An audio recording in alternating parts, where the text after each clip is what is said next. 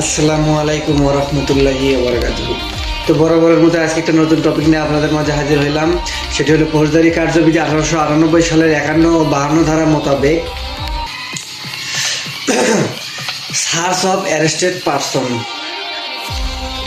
এটি হলো গ্রেপ্তারকৃত ব্যক্তির দেহ তল্লাশি।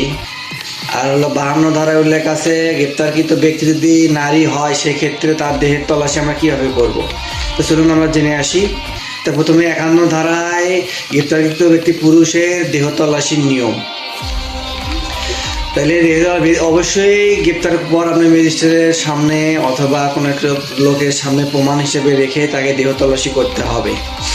দেহ তল্লাশির যে মালামালটা পাওয়া যাবে সেই মালামালটা অবশ্যই আপনি বাজেয়াপ্ত করে লিস্ট করে তারপরে জমা দিবেন ঊর্ধ্বতন কর্তৃপক্ষের কাছে।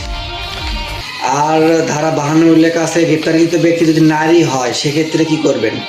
সেক্ষেত্রে অবশ্যই আপনাকে স্বাধীনতা বজায় রেখে তল্লাশি করতে হবে। অবশ্যই একজন নারী পুলিশ কর্মকর্তার মাধ্যমে করতে হবে তল্লাশি।